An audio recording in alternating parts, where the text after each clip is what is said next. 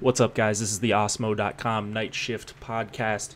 We're talking MLB for Monday, June 11th. Hope you guys had a good weekend. Hope you stacked up those Blue Jays and Astros today. And even some Cleveland bats, too. So hope you had a good day and good weekend. Monday slate, shorter, which is pretty much par for the course. 8 games. On this Monday slate, a lot of interesting pitching options. I like a lot in the mid-tier, actually. So ownership will be really important for me to see where these guys are going to be owned. And you can get what I think are the best ownership projections in the business at Osmo.com. Get that with your premium membership. You also get the rankings from Osmo himself. They are just really awesome stuff all around. I mean, I just love the projections. That's my favorite thing. Feel pretty comfortable saying that now after having the membership for a couple months, and super helpful for baseball. So go check that out. Get your membership. Let's talk baseball for Monday. We've got Boston and Baltimore. We've got Stephen Wright going up against Dylan Bundy. Wright is the knuckleballer. You just really never know when a guy with a knuckleball is going to have it or not. Sometimes that has to do with moisture. Wind can help or hurt. There's been arguments on both sides. You never really know how it's going to, or what's going to happen. But with an undisciplined team like Baltimore, what I'm doing with them and with Stephen Wright is either stacking them up in a lineup or fully fading them. I'm not going to try to pick out the guys that are going to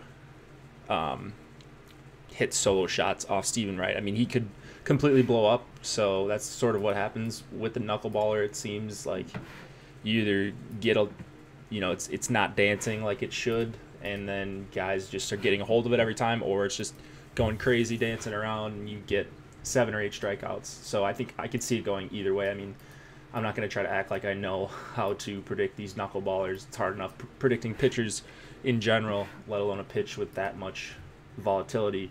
So I look at catchers a little bit more.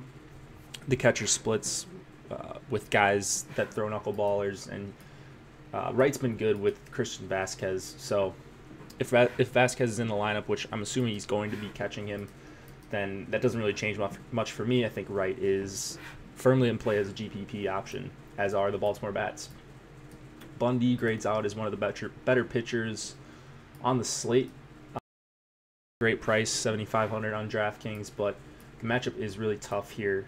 He's been fine in both of his starts against Boston this year, and those were with Mookie Betts. So there is some encouraging signs from Bundy. He's been pitching awesome lately. It's just a really, really tough matchup if you look at the team numbers for the season. If I'm targeting bats against Bundy, it's Moreland and Benintendi, but I'm really interested to see what Josh has to say about Bundy tomorrow. So both these pitchers on my radar, not really on the Boston bats, although I like Benintendi and Moreland a little bit as one-offs, and then either full stacking or full fading the Baltimore bats lineup by lineup. Toronto and Tampa Bay, we've got Sam Gaviglio against Ryan Yarbrough. Gaviglio 7,300. It looks like he's going to be pretty good. He's had 4 solid starts in a row. He's given up a couple runs in a couple of those starts, but the worst one was against Boston, and he gave up 4 earned runs. I believe he went 6 innings. I don't have the game logs in front of me, but we can forgive that. I mean, Boston, as I just talked about, is a really tough matchup, and he gets Tampa Bay here. They're righty heavy. He's striking out almost 30% of righties. Went 104 pitches last night, or last time out, and then that was in 7 innings. So I love Gaviglio. I think he's got really good stuff, and I'm not really scared of this Tampa lineup, especially not in a park that is favorable to pitching. So I'm not on any Tampa bats. Really, really like Gaviglio here. And then Yarbrough on the other side. I mean, Toronto certainly has some power, but Yarbrough has been impressive to me. He's gone back-to-back games with a 13% swinging strike rate, and even though he gave up a bunch of runs in one of those starts. I mean, I'm not that worried about it. Toronto striking out over 24% of the time against left-handed pitching over the last month, and I think Yarbrough can strike these guys out. So I like the 4-run total on both sides. I don't think either of them are going to be super highly owned, which is very, very appealing to me. San Francisco and Miami. Madison Bumgarner on the hill against Wei-Yin Chen. Bumgarner is the third highest priced pitcher on the slate, over 10K on DraftKings. He threw 82 pitches in start number 1, so I'm thinking, logically 90, 95 here would be his cap. He probably won't get to 100 pitches just yet. The Marlins aren't the greatest strikeout matchup against lefties, but and then Bumgarner, it's just worrisome coming off an extended injury and now just making a second start, and he's probably going to be chalk. So, I've been targeting the top 3 Marlins, Castro, Anderson, and JT Realmuto against lefties, and I'm not afraid to really do it here against Bumgarner even. I like Anderson, Castro, Realmuto at catcher. I don't think anybody's going to play these guys, and I think Bumgarner is going to be super popular, and I'm not really about that in this matchup. So more on Marlins bats actually than Bumgarner at this point. Wei-Yin Chen going for the Marlins. 6.84 xFIP against righties, one of the worst in the MLB for any pitcher. The Giants bats are firmly in play. Got McCutchen and Posey and Longoria, who are all hitting lefties over 45% hard contact. I don't even mind Yorkies, Hernandez, or Mac Williamson if you want to go with a full Giants stack. Cleveland and Chicago White Sox. We've got Carlos Carrasco going up against Lucas Giolito. Carrasco, I think, has the highest upside of anyone on the slate. He's just a fantastic play. 10-7 is all you have to pay for him. And that's also why it's tough for me to pay for Bumgarner, just because Carrasco is just right next to him in price, and I think he's got a ton more upside and probably is safer, actually. The White Sox are striking out with the best of them over 25% of the time against righties in a WRC plus under 90 over the last month. So just the upside is pretty nuts here for Carrasco if he gets into a little bit of a groove against this White Sox team. Giolito on the other side, I do not think he's got upside here. I think it could be one of his disaster starts that we've seen him have multiple times this season. He can't miss bats, and the Indians are one of the best teams at just putting the ball in play. A lot of lefties in here. Giolito he's just not any good. And then you've got the added bonus of stolen bases here for Cleveland potentially. Giolito's allowed 12 stolen bases this season. You've got Ramirez and Lindor who can both steal. Lindor is probably one of my favorite plays on the slate, as is Jose Ramirez. Brantley not far behind. So the top 3 for Cleveland are going to be popular, but it's going to be hard for me to get away from them. So I'm going to be surely over the field on Cleveland bats unless they get to like 30-some%. I'm going to have a ton of Cleveland bats. I don't know how they're not the top stack on the night, even going down to like Chisenhall, and I'll even play Kipnis, or if Melky Cabrera's in the lineup, something like that. Like, I just think that they crush Giolito here. Chicago and Milwaukee, Jose Quintana against Junior Guerra. Quintana got a very dangerous matchup here against Milwaukee. Ton of righty power, and he struggles with righty power. Gives up a lot of hard hits to righties, over 40% hard contact. So I don't really have any interest in Quintana, and I'm wondering what his ownership's going to be, because I kind of want to target against him. Braun is pretty much an auto play against any lefty. Low Kane, you could make sort of the same case for him. Manny Pena, Hernan Perez, Jesus Aguilar, these guys are all near the top of my list at their respective positions. Maybe not Perez, but 3K, you get second base and outfield eligibility for him. So that's a nice addition in a stack. Yeah, I mean, even VR hits lefties pretty hard. So Brewers stack, 4.1 run total. I think that should be way higher, and I kind of hope it stays lower, because I want to play them at low ownership against a lefty that struggles with some righty power. Guerra going for the Brewers, giving up hard hits to both sides. I mean, kind of know the deal with him. He'll have some big strikeout games every once in a while. Can strike out some of these Cubs righties, but I like the Cubs bats here as well. I like Bryant and Rizzo and Jason Hayward, who is proving me wrong. Wilson Contreras, one of the top options at catcher, only 3,900. And then Kyle Schwarber, just another power bat in there. So Cubs stack definitely in play for me. Let's move to San Diego and St. Louis. Jordan Lyles going up against Jack Flaherty. Lyles looks like he's been pretty good against righties, but he's definitely struggled against lefties. I don't love the St. Louis righties here, despite the 5-run total.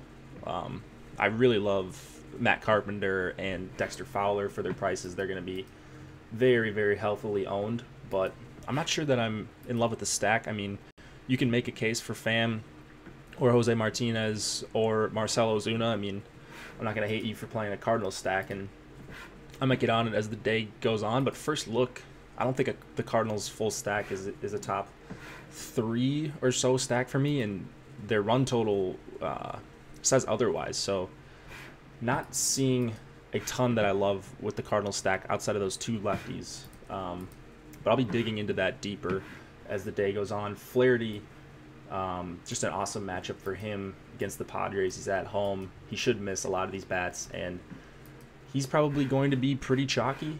But I mean, I get it. I'm not all in on him because I like guys like Caviglio and Wright and even Bundy and Yarbrough, who are priced cheaper than him and will probably have less ownership. So that's my only hang up with Flaherty. I mean, it's an awesome matchup, and I think the strikeouts should be there. It's just whether or not the balls in play are finding gaps or finding fielders with him, because he's giving up a lot of hard hits, especially to lefties. Hosmer and Galvis, I think, are 2 guys that I'll sprinkle in as leverage bats if Flaherty is supposed to be one of the chalkiest pitchers of the night. Pittsburgh and Arizona. Joe Musgrove against Patrick Corbin. Musgrove is in actually a much tougher spot than I would have thought it would be against Arizona a few weeks ago. The Diamondbacks were just brutal against righties, and I think even on the season they're pretty brutal against righties, but over the last couple weeks they've sort of turned that around, been hitting a lot better. So I'm sort of indifferent to Musgrove, but I like a stack against him. I like Lamb and Descalso and Peralta, and then Goldschmidt too. He's just been hitting much better after a really rough couple months of the season. Was getting pretty unlucky with some hard hit balls and such. Corbin going for the Diamondbacks. Wow, this game's gonna be 104 degrees. I'm sure the roof will be closed, but just confirm. I think Corbin's a fine play, assuming that roof is closed. He's overpriced, I think, but who are you really scared of here on Pittsburgh is my question against a lefty. I mean, Freese can hit lefties. Marte, okay. Josh Bell, better from the left side. I don't know. I mean, I think Carrasco has some higher upside, but Corbin is a great play, and his velocity was up in his last start, so it'd been on a steady decline for a few starts in a row. I was getting a little bit worried about him. Everything went up a little bit his last start, between a half a mile an hour and a mile and a half per hour per pitch. So I think I actually, at first I saw 11-2 for Corbin, and then I started digging in, and he's actually coming around for me, and I want to see his ownership as well, because I sort of have interest in like 8 pitchers tonight, but I'll probably try to narrow it down to like 5 or 6 and just completely fade a couple guys. But Corbin is for sure going to be in my player pool. I just want to see how owned he's going to be, because he's not a huge name. He had a good first few starts, but I don't think people are going to treat him like an 11-2 pitcher. And on this slate, something goes wrong with Carrasco or Bumgarner, which it could. I mean, Corbin's got a pretty decent shot at being one of the top 2 highest raw point total pitchers, so I will keep that in mind for him. Not really looking to target any bats against him as long as that roof is closed. LA and Seattle, last game of the night. Got Andrew Heaney going for the Angels, Wade LeBlanc for the Mariners. What a breakout season for Andrew Heaney. coming off a complete game against Kansas City in his last start, now gets another tough test as far as strikeouts go against the Mariners. So for 9,100, there's a handful of guys that I like above him. I mean, I could make a case for Heaney, but I don't think I'm going to be doing it here.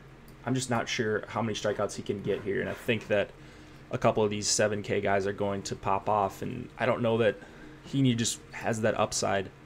He's proven me wrong time and time again this year in tough matchups. You know, he had an awesome start against Houston, just went complete game against the Royals, only had a handful of strikeouts, but still this guy's pretty good. And the one problem I see for him, or potential problem that he could run into, is some of these righties, Mitch Haniger and Nelson Cruz, I think are both fine one-offs for 4,000 and 4,100, but a lot of respect for Heaney, so I won't be rolling out a full Seattle stack, I don't think. Wade LeBlanc going for the Mariners, just sort of an avoid for me, 6,600 against 9 righties. I have respect for LeBlanc in that I don't think that he's one of the more likely pitchers to get blown up on a given slate, but here where there's not a ton of stacks that I love because I kind of like a lot of pitching here, I'll for sure have some Angels stacks just when you got guys like Trout and Kinsler and Upton and even Cozart, who's hitting lefties really well. Even Maldonado is hitting lefties a lot better. Those are all guys that will end up on some of my lineups. So no LeBlanc for me, some Angels bats, but this one is mostly, it's mostly about the Angels bats. I'm not really on the pitching here, and I'm not really on the Seattle bats really outside of Haniger and Cruz. All right, hope it got you started for your Monday research. Check out the MLB strategy video, the live stream with Chris and Josh, the strategy video with myself and Josh, of course, and then we will have content flowing throughout the day, spotlight hitters, pitchers, stacks, all the good stuff. So come back to Osmo.com, check out everything, get your premium membership if you don't have it already. You're missing out on the ownership projections and the rankings and interviews from Osmo himself. Good luck, guys. Nice 8-game slate here.